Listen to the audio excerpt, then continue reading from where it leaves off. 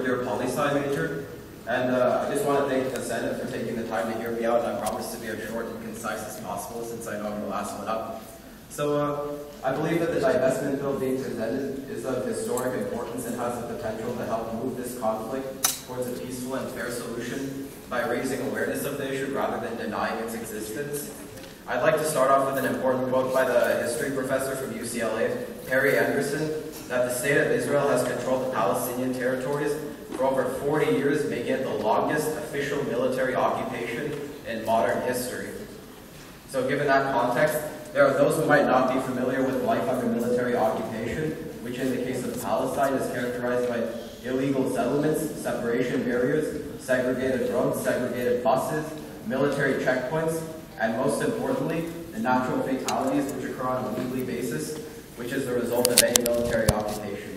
To give a brief example, the death toll for Palestinian children, according to Amnesty International, since September of 2000, has been 1,516 children killed in the occupied territories. The vast majority being killed while performing normal activities such as going to school, playing, shopping, or simply being inside their homes.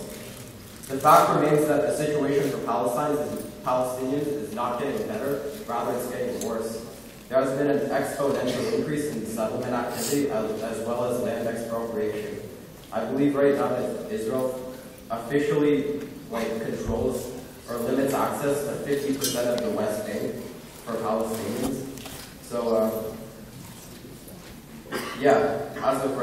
according to the Israeli human rights organization, B'Tselem, as occupying the occupied territories, Israel is not permitted to ignore the needs of an entire population and to use land intended for public needs solely to benefit the settlers.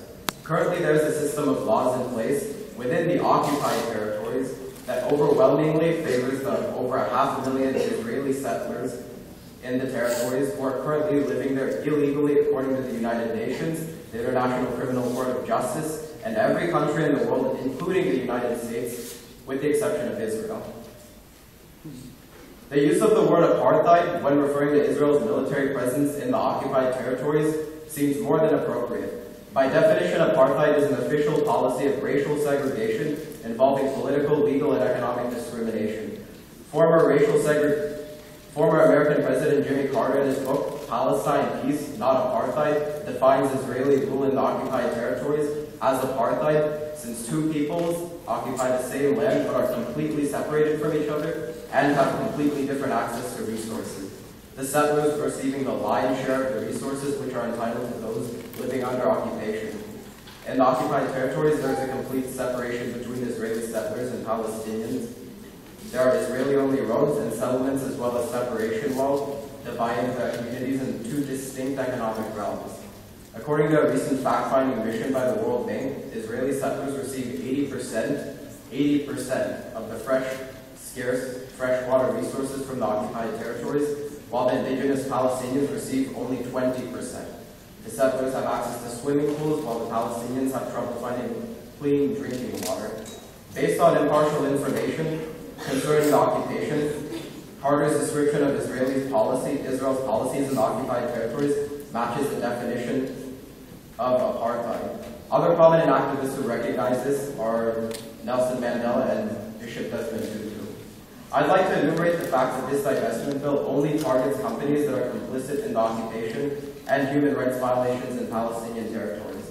Our position is not that we want to divest from all Israeli companies, rather only ones that are not socially responsible.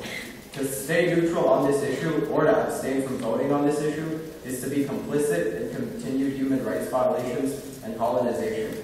It would be a blow to all students of conscience at this campus. Really quickly, I would like to wrap this up by saying that this resolution does not target any racial or religious group. Criticism of a particular aspect of Israel's foreign policy is by no means a form of anti-Semitism, just like criticism of aspects of American foreign policy in places like the Middle East does not necessarily mean it's a form of anti-Christian behavior. So please, for the sake of human rights around the world, let UCSB be the fourth UC to divest from companies which profit and are complicit in human rights violations. Thank you. And I will be taking questions. All right, thank you.